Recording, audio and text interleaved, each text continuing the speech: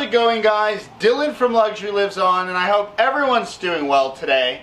Today is another installment of my new series, The Good, the Bad, the Ugly, where, well, I tell you what happens when you actually drive and enjoy luxury cars. Because, let's be honest, nobody knows because these things are just sitting in garages rotting.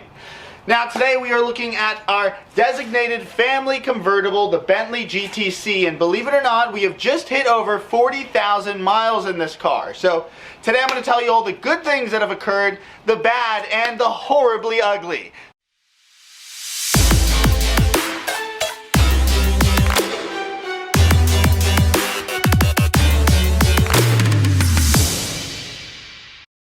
Alright, so in these videos I kind of want to start going through the spec of the car too, not just talking about the good, bad. Oh god. Sorry, when I do these videos I tend to talk a lot and I kind of lose my voice, so I should just have a drink.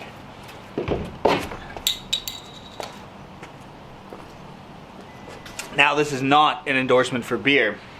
This is more an endorsement for staying hydrated. Cheers. Alright, so as I was trying to say, I want to talk about kind of the specs of our cars as well in these videos.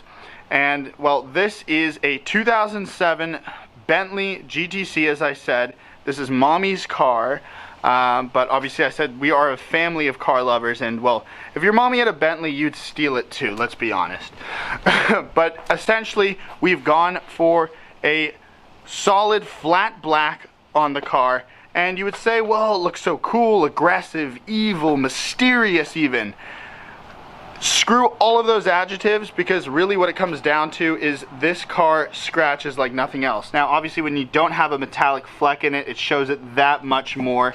And even cleaning the car scratches it. Alright, we're gonna get you all nice and clean. Ah! You're no, it's okay. Let's start over here. Come on, a little more wax. Ah! I just keep making it worse. Alright, we need to quit messing around here. Now, I have a light that will show us all these scratches. Ah! Alright, I'll try to show it here. Alright, you're probably more just seeing my reflection. That doesn't look that bad. But honestly, it is just scratched beyond belief. And just there's little microscopic scratches that you'll see in the paint. Now, other than the color, there are some really iconic things about a Bentley. You think about it with a Rolls Royce as well, and it's that Bentley grille. It's in your face, ostentatious, and well, people look at you and frown sometimes, and they think, wow, what a douchebag.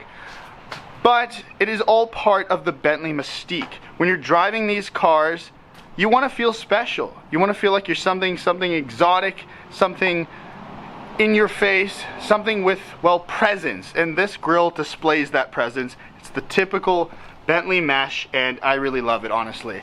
Now, to match the, well, shiny grille, we have other shiny accents. We have very subtle chrome rims, as you can see. We have a chrome trim around the windows. Other than the black exterior, we have something a little fun on this car. It's the red roof. I don't know if you noticed it, but there is a giant red piece of carpet on the top of our car. And what I love about it is because you have kind of a boring subdued color, but you have this contrast of this red just in your face. It's called claret. And if this wasn't enough red for you, we have it on the interior. Ah! God, that's a lot of red. And essentially, well, many animals had to die, and trees, for this car. We make friends with the animals. We coexist and we intermarry.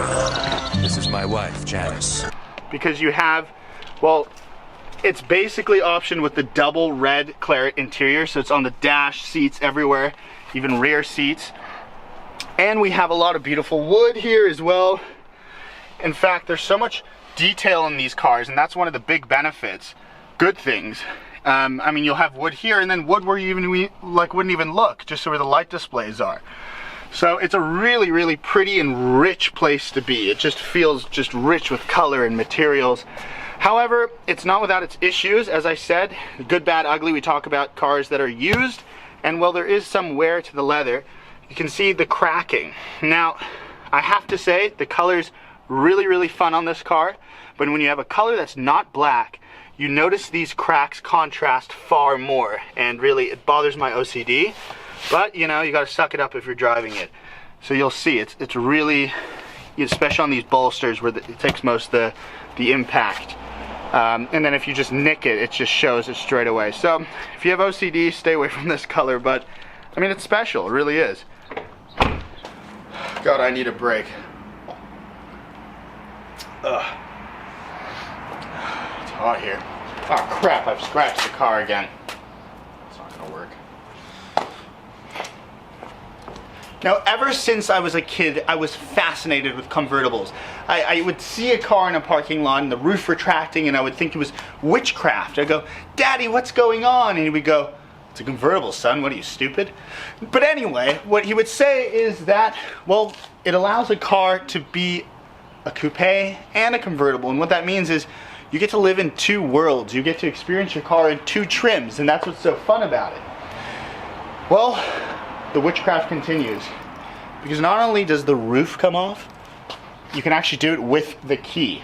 However, you have to be very precise. It has to be pointed at the door handle. So there's a good, bad, ugly thing with this as well.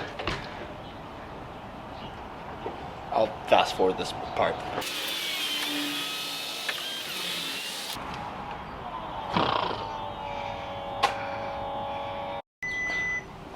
And to think you thought the benefits ended there. See, on a nice day, you can get yourself a tan as well.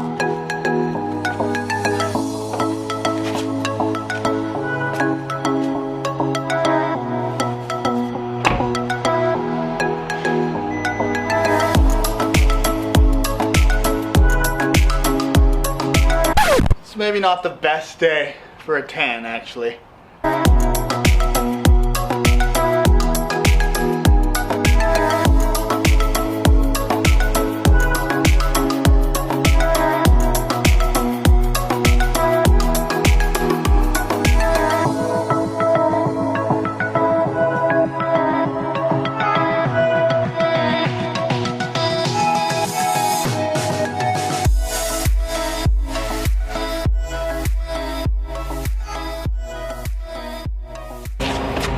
What do you mean? I've told them everything about the roof. I don't know what you're talking about. Ah, roof's fine.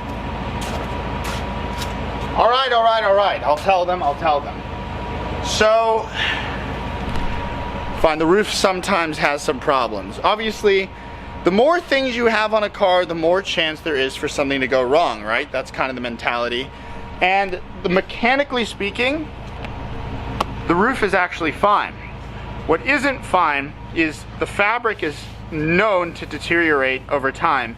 And, well, to replace one of these is over $20,000. In fact, I did a previous video where we actually had a malfunction. Luckily, it was covered by insurance and everything.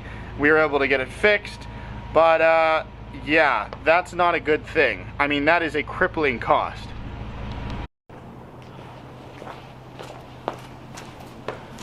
Alright, by now you're thinking, alright Dylan, you're just putting a bunch of crap and terrible jokes in this video and you haven't really told us much at all. Well, there's a little stigma with Bentleys. You see, also with Rolls Royces. When they were older, well, they were designed for people that owned castles, had chauffeurs named James, and never looked at the maintenance bills. This is Virgil MasterCard, heir to the MasterCard fortune. Oh, yes, how do you do? Except for as those Bentleys and Rollses became secondhand, well, a new market came in and wanted to buy them, and then, well, they didn't have castles and chauffeurs named James, and they ended up having huge bills to fix these cars that weren't designed for the ordinary man to own, drive, and abuse. So that's why the market shows these incredibly handcrafted Bentleys and Rollses for absolutely nothing. I mean, just with the wood and the workmanship alone, it should be worth tons and tons of money, but you notice that it affects the newer ones as well. And, well, you can get these types of cars secondhand for a steal. Except for you're wrong. You're wrong about the Bentley. Because of the German influence again, and I know, yes, Volkswagens have issues too, you guys told me already, but it's a hell of a lot more practical than a British car. You cannot deny that. And well, that influence has gone into the Bentley, and what that means is it's actually incredibly reliable. But one of the main issues with this car is the suspension points, the things on the wheels. Now, because this car is so heavy, it's near 6,000 pounds, a lot of weight goes on that suspension, and over time when you're driving it, it can develop little cracks in that, well, air ride suspension, and that's where the issues become, because there's actually a little air compressor that pumps air into all of the suspension, and that's how you get such a comfortable ride height. In fact, there's a button inside where you can actually adjust how much and how stiff everything's gonna be. In addition to that, you can actually raise and lower the car as well. But when they break, it's expensive.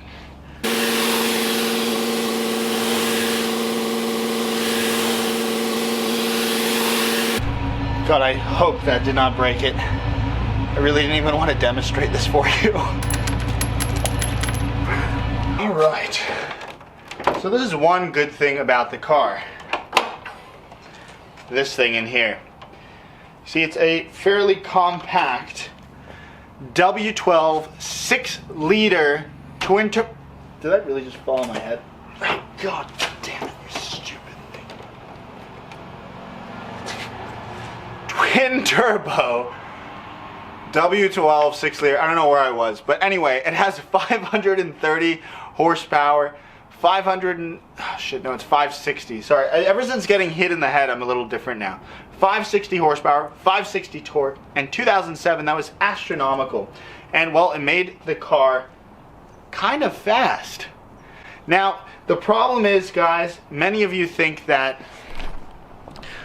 you want to get one of these now, and well, they're so affordable secondhand. The problem is, and I've said this in the past, is just because you can afford to buy one doesn't mean you want to have to learn to afford how to maintain one. And even if nothing goes wrong with your car, you have to keep in mind as well that annual services are far more expensive on cars like this.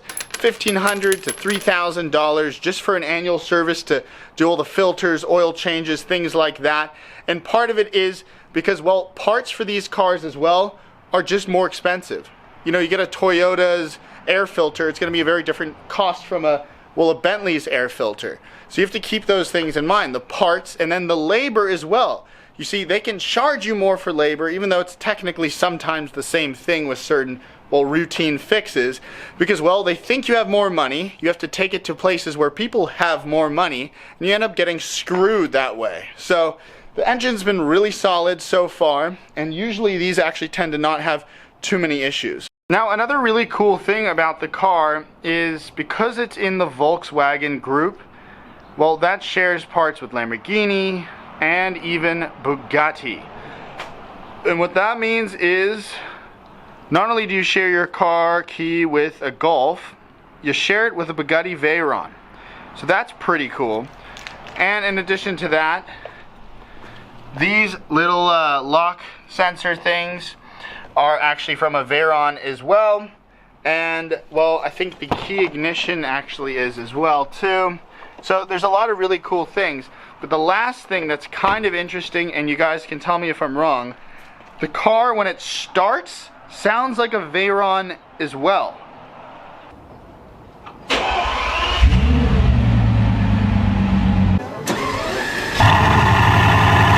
Which leads me onto the point before we take this car out to drive. You see, when we were looking at Bentleys, I had a misconception about them completely. I used to think they were for, well, people that owned a pair of walkers and had completely gray. But you see, these cars are actually really fast, really fun, and as you can hear, they're kind of loud. So let's take it for a ride and tell you what else you didn't realize about a Bentley.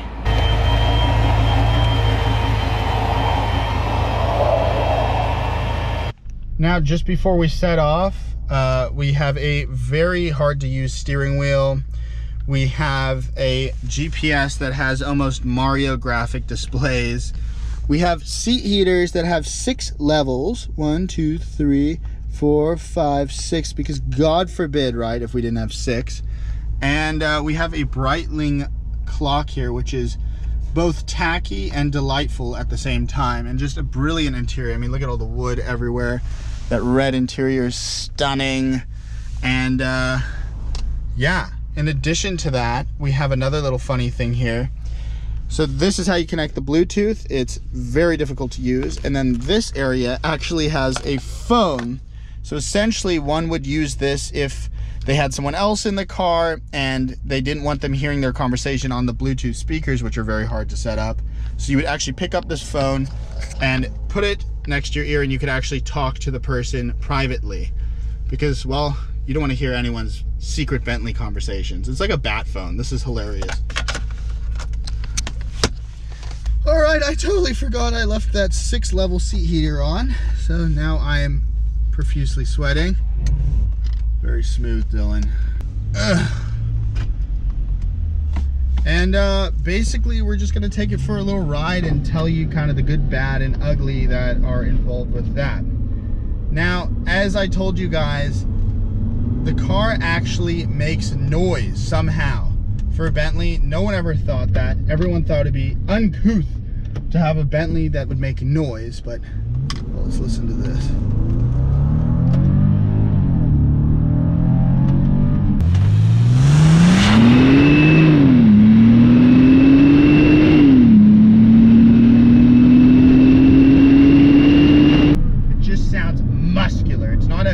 High-pitched visceral sound like a Ferrari, but it makes noise, and it makes unique noise, its own noise. And I mean, you can't complain when that noise is being generated from a W12 6-liter twin turbocharged engine. I mean, how sexy does that sound? Now, I'm currently getting 3.6 miles to the gallon. Horrific. It's the worst out of any car that we have, that I've ever driven, that I've known, that my nephew's known, anything like that. And well, part of that consumption gets bad because of how vicious this first gear is. Watch this. Whoa! It's very, very fast. Like, by modern standards, by any car standards, the first gear in this Bentley is savage. 560 horsepower, 560 pound-feet of torque. However, I say first gear for a reason, because as soon as you get to second, third, it's not that the power drops off, but the transmission is crap. This is a paddle shifter. Nice, Jetta. This is a paddle shifter transmission from, you know, the early-ish 2000s, and it's gonna suffer because of that. In fact, I think if the shifting was improved, or a new transmission was put in it, I could honestly see it getting a second faster 0 to 60. So it's got the power and everything like that. But the other crazy thing about how fast this car is you got to keep in mind this thing is, I mean, almost 6,000 pounds. In fact, I think it's about 100 pounds heavier than our Rolls-Royce Phantom, which is 20 feet long. So Bentley made no mistake in caring about, well, the weight of these cars. But to kind of, sorry, I need more beer. Never while you're driving though. To segue into kind of the weight of this car, the engine, all of those things, it's actually very Bentley. Because historically speaking, we're gonna go back in time here, Bentleys were all about, hold on, I'm sorry. The Bentley blowers, which were very high literage, very old school looking old Bentleys that used to be raced by the Bentley brothers. And essentially, these cars were just brutes. They were brutes of cars. They were British muscle cars, so to speak. They were basically a giant, massive horse on steroids pulling a little tiny chariot. And I kind of sense this in this car, except for, well, this is a massive chariot. However, there's a big horse in the front as well, because it's still very fast. It's very entertaining to drive. This is a car that has a higher top speed than any car our family has ever owned. And that's kind of crazy because, as I said, it's 6,000 pounds. It's from 2007, and this car will approach 200 miles an hour. In fact, Bentley originally tested the Flying Spur sedan, and they had, I think, 4 occupants in the car. There was luggage in the trunk, and they took it on, I think, the Solts or something like that, and they were able to approach close to 200 miles an hour in that car. So it's an incredibly impressive engine, impressive car, and this car is very impressive because, well, it helped to jumpstart Bentley into the new era. Bentleys were very much thought as old, dry, square boxes that had left their best days behind. And with this car, we now see the introduction of the Mulsanne, we see the Bentayga, and if a car company was doing so bad, I assure you they wouldn't have launched a $250,000 SUV. So it's impressive from Bentley. It's a great car, and you don't know this car until you've driven it. Now the last thing I'd like to add is that the Bentley fits into two funny little realms. You see, when it came out, it was, well, complained about for not being sporty enough and complained about for not being comfortable enough. But that's what's so great about the car because, well, as I said, it being a convertible, it lives in two realms. One could take advantage of being quiet with this cashmere lined roof and, you know, just relax in the comfortable seats and forget about long trips. And the other thing is, well, you can put the suspension in sport mode, you can put the transmission into manual shifting, and you can floor it and reach almost 200 miles an hour. It's relentless. In fact, this car is faster after 100. I wouldn't know, obviously. But that's one of the great things about this car is it's a chameleon. It can do whatever, whenever you want to, and that's what makes it so much fun to drive. All right, not filming, more enjoying. Woo. Stupid dog, oh my God. Anyway, guys, I hope you enjoyed that video and found it at least fun, funny, or interesting. Again, I love doing these videos because it gives people a glimpse into what the hell to expect when you actually drive these things. And sometimes it's terrible and sometimes it's really great. Stupid dog, for Christ's sake. Anyway, guys, I am looking for high, mild luxury cars in the San Diego, Orange County, or LA area, so hit me up if you would like to have your car featured in a video. If you want to see me on other social media platforms, I'm on Facebook, Twitter, Instagram, obviously YouTube, and all under the same thing, Luxury Lives On. If you want to see what equipment I'm using, Amazon links in the description. And guys, if you liked the video, please give it a like. If you want to see more of my content, please do subscribe. Thank you so much for watching. Peace!